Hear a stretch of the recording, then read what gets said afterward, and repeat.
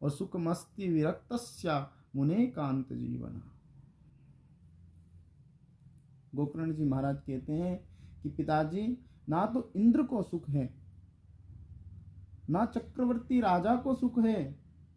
अरे सुख तो केवल उन महात्माओं को है जो एकांत वन में भजन कर रहे हैं, भगवान का स्मरण कर रहे हैं। कोई तन दुखी, कोई मन दुखी और कोई धन विनु रहित उदास। अरे थोड़े थोड़े सब दुखी, सुखी राम के दास।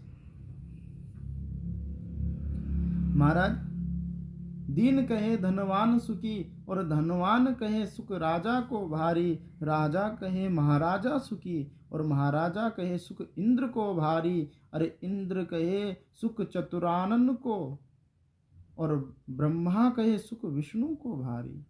अरे तुलसीदास विचार कहे हरि भजन बिन जीव दुखारी। अरे इस संसार में सुख किसी को नहीं है, केवल जो भगवान का भजन कर रहे हैं उन्हीं को इस जीवन में सुख है।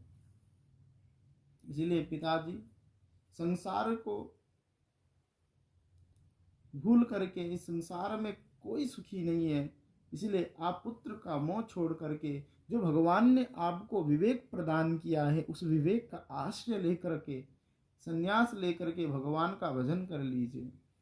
नहीं तो आपको ज्ञानी होकर के भी नरकगामी होना पड़ेगा। क्योंकि आत्मदेव जो ब्राह्मण थे वो बहुत विद्वान थे और सत्संगी भी थे, और यही बात उस समय संत ने भी कही थी, परंतु संत की बात उनको समझ में नहीं आई। और महाराज आज उनके पुत्र स्वयं ये बात कह रहे हैं, तो आत्मदेव जी महाराज के हृदय पर ये प्रभाव पड़ रहा है।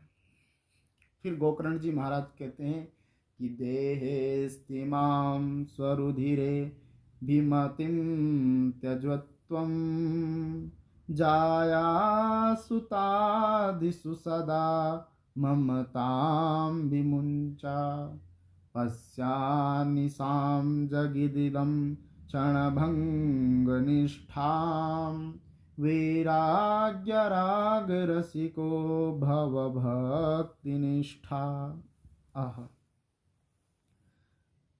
गोकर्ण जी महाराज कहते हैं कि पिताजी, यह जो देह है अस्थि मांस रूपी रुधिर रूपी पिंड का एक थैला ही तो है।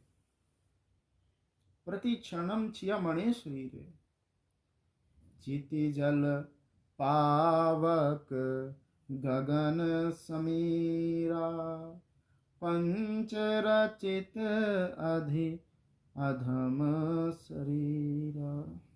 इसलिए पिताजी, जो आपको यहाँ लगता है कि पत्नी और पुत्र के प्रति जो आपकी ममता है, इसे त्याग दीजिए और संसार को क्षणभंगुर समझ करके आप वैराग्य राग के रसिक हो करके भगवान का भजन करिए। इसी में आपका आत्म कल्याण है। आत्मदेव जी कहते हैं कि पुत्र, आप बात तो सही कह रहे हो, बिल्कुल सटीक बात कह रहे हो, परंतु जो मैंने आपकी माता के साथ अग्नि को साक्षी मान करके जो वचन दिए हैं उसका क्या। तब गोकर्ण जी महाराज कहते हैं कि धर्मं भजस्व सततं त्यज लोक धर्मान् सेवस्य साधु पुरुषं जहि काम तृष्णाम् अन्यस्य दोष गुण चिंतनमासु मुक्त्वा सेवा कथा रस महो नितराम पिबत्वम्। महाराज, गोकर्ण जी महाराज बड़ी सुंदर बात कह रहे हैं कि पिताजी, आप सामान्य धर्म को त्याग करके उस परम धर्म को अपना लो, उस परम धर्म का आश्रय लीजिए। अरे भगवान श्री कृष्ण गीता जी में कह रहे हैं कि सर्वधर्म परित्यज्य मामेकं शरणं व्रज अहम त्वा सर्व पापेभ्यो मोक्षयिष्यामि मा शुचः। भगवान श्री कृष्ण कह रहे हैं कि सारे धर्मों को त्याग करके तुम मेरे आश्रित हो जाओ, मेरे को समर्पित हो जाओ, तो महाराज आप पर कोई भी कर्म धर्म आप पर लागू नहीं रह जाएंगे। जब आप शरणागत हो जाते हैं ईश्वर की, तो ईश्वर आपका पालन पोषण करता है। आपका सारा धर्म कर्म ईश्वर को ही समर्पित हो जाता है। आप अच्छा बुरा जो भी करते हो सब ईश्वर को ही समर्पित हो जाता है जब आप स्वयं ईश्वर को समर्पित हो जाते हैं। नारायण। गोकर्ण जी महाराज कह रहे हैं कि पिताजी, काम तृष्णाओं का त्याग करके संतों का संग कीजिए और ना तो किसी में गुण देखिए और ना किसी में दोष देखिए।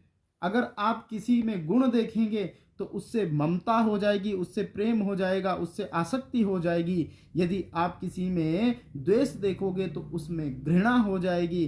तो महाराज, ना किसी में दोष देखो ना किसी में गुण देखो।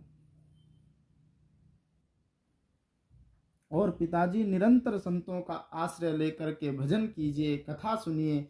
अब जब गोकर्ण जी महाराज पंडित जी को समझाए तो पंडित जी को बोध हो गया और पंडित जी श्रीधाम वृंदावन में पहुँचे। वहाँ भगवान का खूब भजन किया और महाराज भागवत जी का 10वें स्कंद का नित्य पाठ करते। और एक दिन भगवान की कृपा से भगवान के धराधाम को गोकर्ण जी महाराज के पिता आत्मदेव जी महाराज प्रस्थान हो गए। बोले भक्तवत्सल भगवान की जय। श्रीमन्नारायण नारायण नारायण, भजमन्नारायण नारायण नारायण। बोलो जय जय श्री राधे श्याम। नमः पार्वती पते, हर हर महादेव शंभो।